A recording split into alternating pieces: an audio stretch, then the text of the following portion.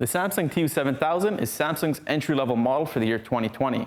Today, we're going to see how it performs compared to the previous model from 2018, the NU6900, and see if there are any improvements or not. Hey, my name is Shaq, and I'm a tester here at Ratings.com, where we help people find the best products for their needs. Make sure to subscribe to our channel for the latest videos, or visit our website for the full review. We're going to start off by looking at the design of the TV, and then move on to the picture quality. After that, we're going to be looking at the motion handling, input lag, and sound. And then we'll wrap it up with an overview and quickly compare it to the Sony X800H. If you want to skip right to the test results, check out the links in the description below or use the YouTube chapters feature. We bought the 55-inch TU7000 to test, but it's also available in many other sizes. We expect the other sizes to have very similar picture quality, but we have heard some rumors that there is a chance that the 43-inch and the 75-inch models are not using a VA panel.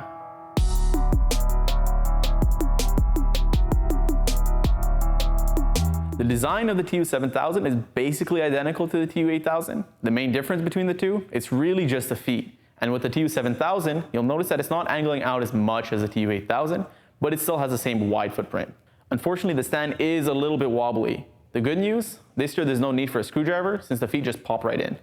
And to control the TV, there's a single button placed directly underneath the Samsung logo, which is placed at the center of the TV. With this one button, you can control the power, inputs, channels, and volumes, just like on the previous Samsung models from last year. The borders on the TV are pretty thin and won't be distracting.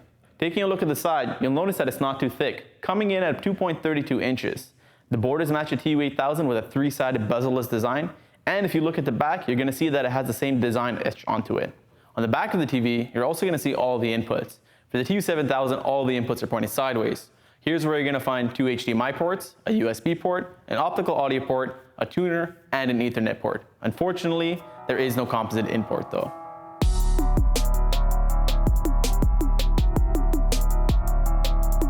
Now let's talk picture quality. We'll be comparing to currently available TVs, but competing models might change as new TVs are released throughout the year. For an updated comparison with new models as we buy and test them, see the review page on our website, which is linked down below. To start off, we're going to look at contrast ratio. This is the relative brightness of the brightest white areas versus the darkest black areas in a scene. It's considered to be one of the most important aspects of picture quality, since a high contrast ratio helps dark scenes to appear more detailed without losing any details in the gray. The contrast ratio is excellent and it's expected on a VA panel. It's about 5,000 to 1, which will give you deep looking blacks, especially in a dark room. Unfortunately, this is only an edge-lit TV and there isn't any local dimming that would improve the contrast ratio. If you're wondering what local dimming was, basically it's a feature that allows the TV to control or turn off the backlighting in different zones, resulting in better blacks. Now, onto viewing angles. Having good viewing angles helps to keep the image accurate when viewed from an angle, which is important if you're watching TV with a group of friends and family, or if your couch is positioned to the side of your TV. Like many other VA panel TVs, the TU7000 does a bad job in terms of viewing angles. The NU6900 was actually slightly better even. There's a weird little bump around the 30-degree mark, but that's not something that's noticeable to the eye. Moving on to reflection handling. Good reflection handling is important for bright rooms that have a lot of sunlight or interior lighting, as ambient light can wash out the picture or make it hard to see what's happening on the screen altogether. The TU7000 performs decent at handling reflections, but you'll want to avoid direct sunlight or bright lights, as it won't be able to completely cut those reflections out, making it hard to see what's happening on screen. Another important aspect of combating ambient light in bright rooms is having a bright screen. Unfortunately, the TU7000 doesn't have a very good SDR peak brightness, coming in at 233 nits. It's definitely much better suited for darker rooms since it can't get bright enough to beat those reflections. The HDR peak brightness on this TV is also disappointing since it's not that much brighter than the SDR peak brightness. The HDR peak brightness comes in at about 248 nits, which is only 15 nits brighter than the SDR peak brightness. Also important for HDR is the ability to take advantage of the wider color spaces that content can be mastered in.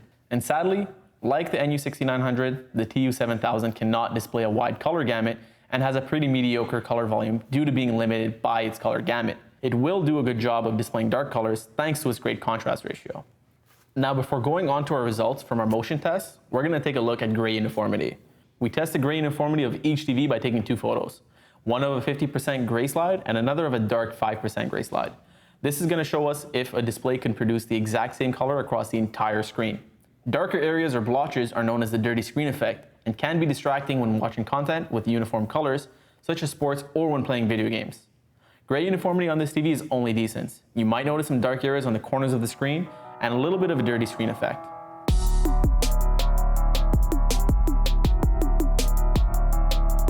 Now to move on to motion. We're going to kick off this portion of the video with response time. Basically, response time is just the average of the time it takes for the display to transition from one color to another. If your display has a high response time, it's going to result in blurry images when watching sports or playing video games. Sadly, with the TU7000, the response time is mediocre, and you will see quite a bit of blur as well as some duplication trailing behind the objects that are moving on screen. For those who really care about the clearest motion, black frame insertion is a feature that flickers the backlight, reducing persistence blur. Like the other Samsungs from this year, BFI is enabled in the picture clarity menu as LED clear motion. You can see some duplication caused by strobe crosstalk, so it isn't as good as some other TVs. Unfortunately, like with some of the other Samsung TVs, the LED clear motion doesn't work when in game mode for low input lag. When in game mode, the backlight flickers at 120 Hz, and enabling LED clear motion doesn't adjust this, so more duplication is noticeable, and the image isn't as clear. This might get fixed with a future firmware update though. Now for one of the most important aspects for gamers, and that's having a display with a low input lag. A low input lag would result in a very short amount of time between an input on a controller and the action appearing in-game. This is something that's very important for those split-second decisions while you're playing your favorite games. The TU7000 has an excellent input lag and it is extremely low, making this one of the TV's best features. The TV has to be in game mode if you want to receive the full benefit of the low input lag. It's also nice to see that the TV supports auto low latency mode, which needs to be turned on by setting the game mode to auto and activating NANet Plus HDMI CEC. So now, onto the smart features. Like the other Samsungs, the TU7000 has the same Tizen Smart interface, which is smooth and user-friendly. You have a great selection of apps to choose from, and it now has the Apple TV app built in. You'll find ads on the home menu, but you'll have access to all the apps you'll need to cut the cord or expand your media selection.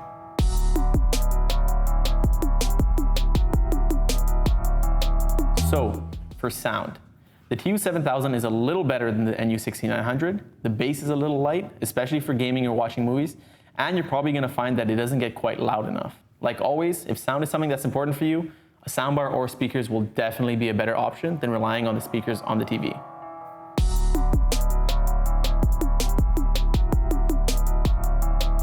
So overall, the TU7000 is an okay 4K TV. Keeping in mind that it is an entry-level model, it does decent for most of our tests. It's very similar to the NU6900, but performs slightly worse in our gray uniformity and SDR peak brightness test, among a few others. It does, however, have a lower input lag.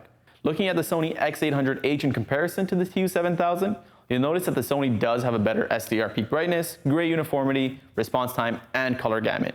But the Samsung does still have a better black uniformity and contrast ratio. So that's it. What do you guys think of these TU7000? Are you thinking of buying one? Let us know what you think down below. You can check out all the measurements on our website, and if you'd like to receive early access to our latest results, be sure to check out our Insiders program. If you like this video, make sure to leave a thumbs up and subscribe. Also, we're currently hiring in our offices in Montreal for various positions. So if you want to help people find the best products for their needs, take a look at our careers page. Thank you for watching, and I'll see you next time.